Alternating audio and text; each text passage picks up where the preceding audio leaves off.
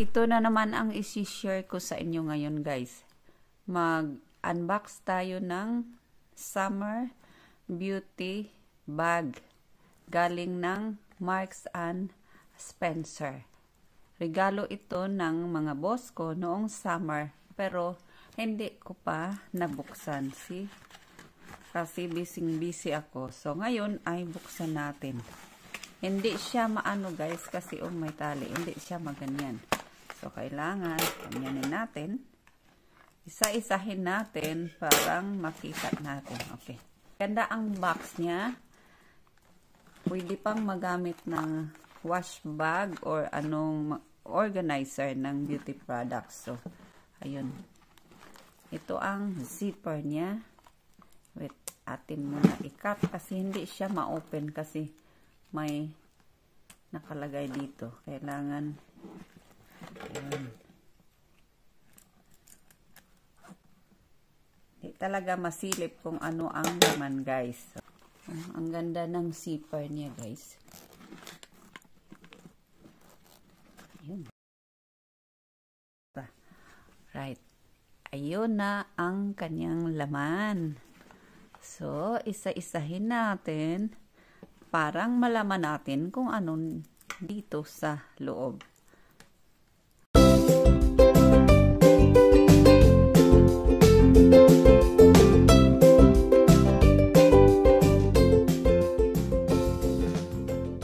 So, next ay ito. Discover your scent. Oh, perfume ata ito. Tingnan muna natin kung saan to galing. Okay, open natin. Alam nyo, guys, oy, baliktad pala. My God, paano yan? It's alright. Kasi ibibigay ko rin ito, guys. Hindi naman ako masyadong mahilig sa mga pabango. Kaya ibibigay ko rin ito. Kasi mahal to kung bibilhin mo. Oh, ano siya? Pabango. Yan. 30 ml. Next ay ito. Uy. Press Element.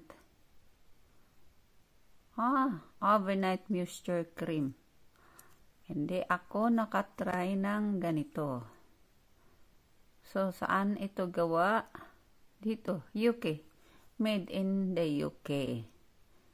Next ay ito. Clinique. Open natin.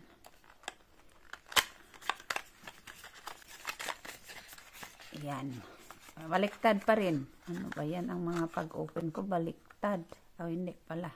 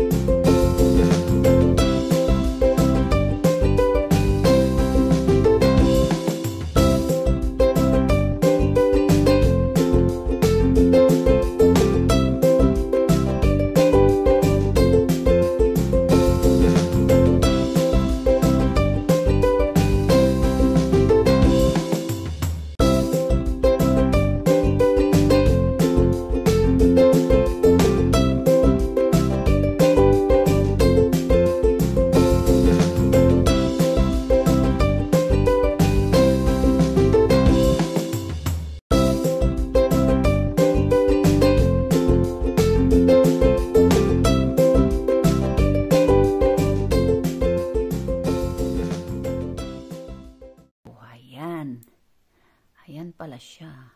Floral Street. Parang gusto ko tong amoy. Hindi ako gustong-gusto ng mga pabango. May mga matapang na amoy, guys. Pero, ano ako sa amoy. Wow.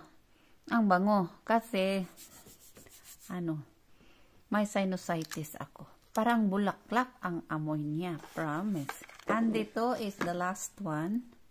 What is this?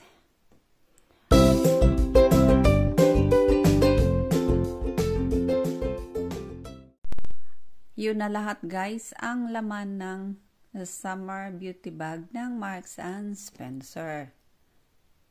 Thanks for watching.